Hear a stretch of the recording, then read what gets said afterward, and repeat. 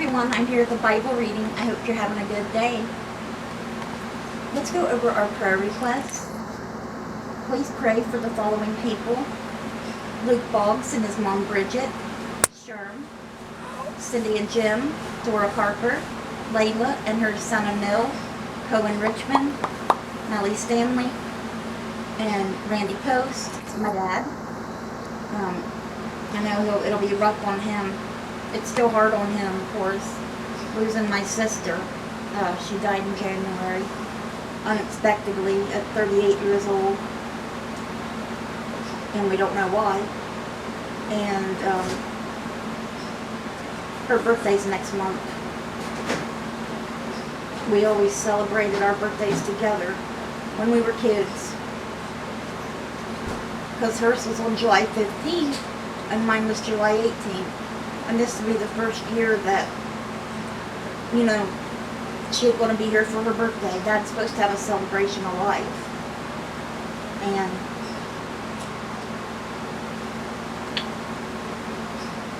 we haven't had our birthdays together, of course, in many, many years since we were kids. But it's been bringing up memories today of me thinking about it.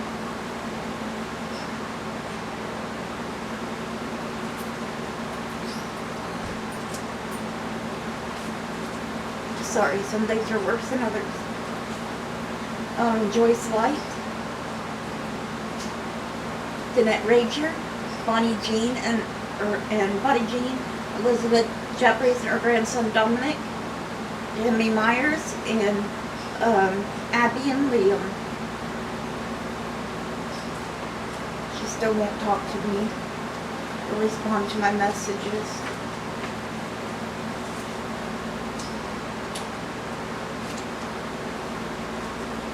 Dad's having a celebration of life for Shelly next month for her birthday.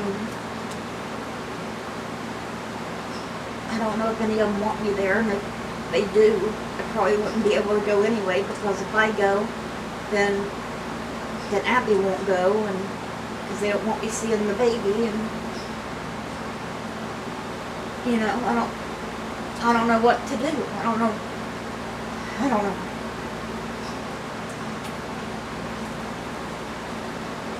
Sorry, I shouldn't be bringing any of that up. Okay, I got, 5 little short poems. This one is by Cheryl Dyson, and it is called Veterans Day.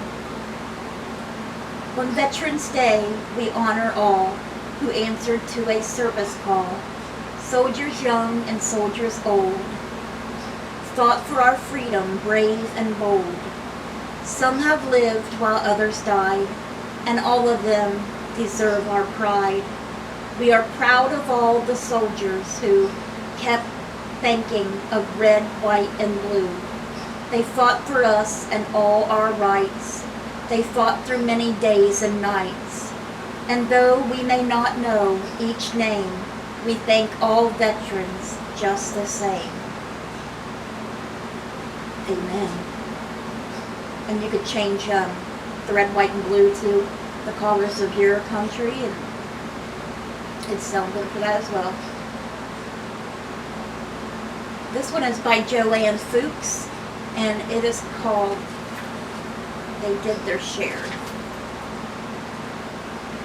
On Veterans Day, we honor soldiers who protect our nation. For their service as our warriors, they deserve our admiration. Some of them were drafted, some were volunteers.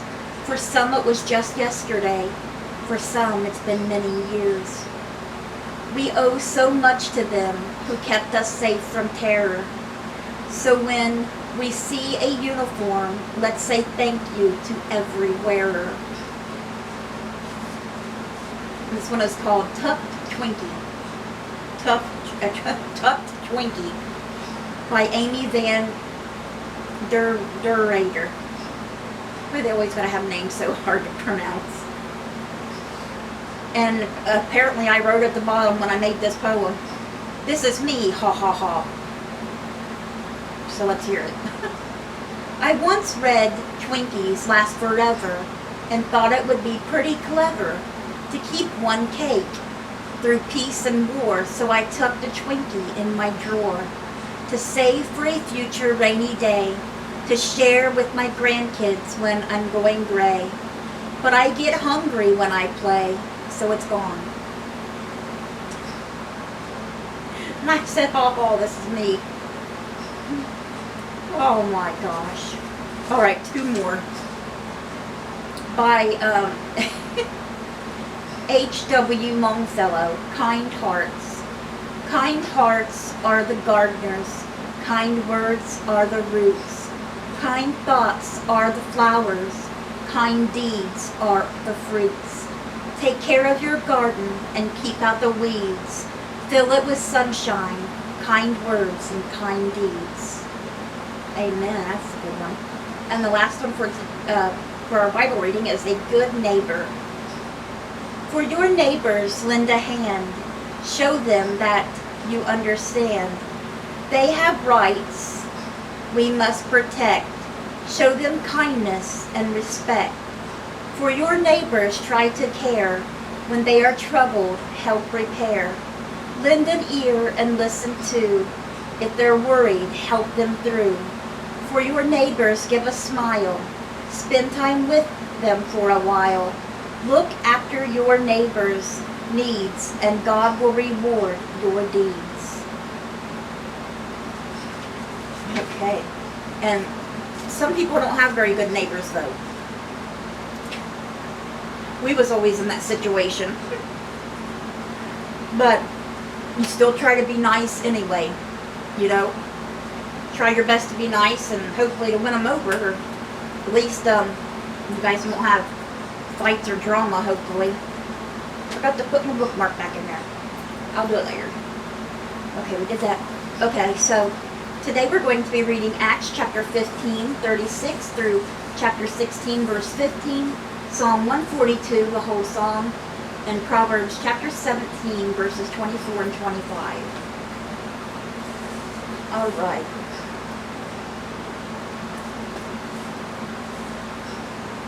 I'm chewing gum, hoping it don't make my, my mouth won't get dry, hopefully. Sometime later, Paul said to Barnabas, "Let us go back and visit the believers in all the towns where we preach the word of the Lord, and see how they are doing." Barnabas wanted to take John, also called Mark, with them, but Paul did not think it was wise to take him, because he had deserted them in Pamphylia and had not continued with them in the work. They had such a sharp disagreement that they parted company. Barnabas took Mark and sailed to Cyprus, but Paul chose Silas and left, commended by the believers to the grace of the Lord. He went through Syria and Cilicia, strengthening the churches. Paul came to Derbe and then to Lystra, where a disciple named Timothy lived. And Paul and Timothy are together a lot. Timothy's a lot younger than Paul, and Paul calls him his son for that reason. And they end up with a really close relationship, Paul looking over him. So, where a disciple named Timothy lived, whose mother was Jewish and a believer, but whose father was a Greek. The believers at Lystra and Iconium spoke well of him. Paul wanted to take him along on the journey, so he circumcised him because of the Jews who believed in that area. God don't worry about that. He accepted the people without being circumcised, but the Jewish people, think different and think you have to be, so that's why Paul is doing it. Jews who lived in that area, for they all knew that his father was a Greek. As they traveled from town to town, they delivered the decisions reached by the apostles and elders in Jerusalem for the people to obey. So the churches were strengthened in the faith and grew daily in number. Still growing daily. Paul and his companions traveled throughout the region of Perga and Galatia, having been kept by the Holy Spirit from preaching the word in the province of Asia. When they came to the border of Mysia, they tried to enter Bithynia, but the Spirit of Jesus would not allow them to. So they passed by Mysia and went down to Troas. During the night, Paul had a vision of a man of Macedonian standing and begging him, "Come over to Macedonia and help us." After Paul had seen the vision, he got ready at once to leave for Macedonia, concluding that God had called us to preach the gospel to them.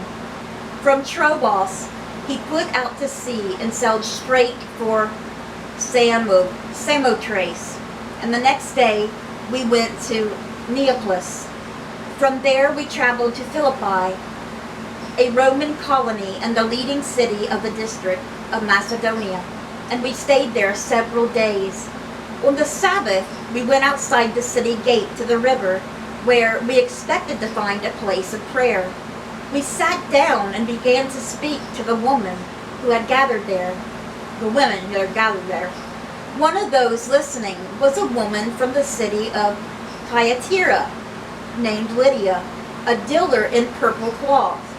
Purple back then was like the color of royalty because it was very expensive. The purple and the red was expensive. So she was a dealer in purple cloth. She was a worshiper of God.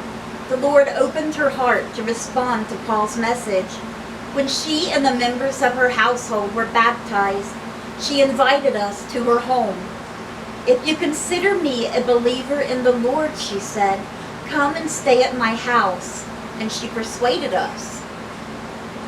And that's where we're stopping with the book of Acts today. What happens? Is she trying to trick them? And is she going to have people say, "Oh, I got these Christians in my house," and they come and arrest Paul and his companions? Or does her and her household all really truly believe and are going to, just talk with the disciples and learn more? Are they going to go with them? What's going to happen? Are they going to lead them to the other people in the town and tell them about them, and more people is going to be saved through Jesus? We'll have to wait till tomorrow to see. I told you the Bible's a book of adventure. If people think the Bible is so boring, then they haven't read the Bible. They haven't read the Bible because it's got everything in it. All right. Our Psalm 142. A Maskil of David when he was in the cave, a prayer. This is David crying out to the Lord because he was being chased by his enemies. I cry aloud to the Lord. I lift up my voice to the Lord for mercy. I pour out before him my complaint. Before him I tell my trouble. When my spirit grows faint within me, it is you who watch over my way. In the path where I walk, people have hidden a snare for me. Look and see, there is no one at my right hand. No one is concerned for me. I have no refuge. No one cares for my life. I cry to you, Lord. I say you are my refuge, my portion in the land of the living. Listen to my cry, for I am in desperate need. Rescue me from those who pursue me, for they are too strong for me. Set me free from my prison, that I may praise your name. Then the righteous will gather about me because of your goodness to me. And that was Psalm 142, a Maskil of David when he was in the cave of prayer. And ending today's Bible reading is Proverbs chapter 17, verses 24 and 25. Proverbs 17:24. A discerning person keeps wisdom in view, but a fool's eyes wander to the ends of the earth. Proverbs 17:25. A foolish son brings grief to his father, and bitterness to the mother who bore him. Alright guys, that was our Bible reading for today. I hope it touched your hearts. I hope you guys have a great rest of your day. Let's bring those souls to Jesus, and God willing, we'll see you guys again tomorrow with another Bible reading. Bye guys. God bless.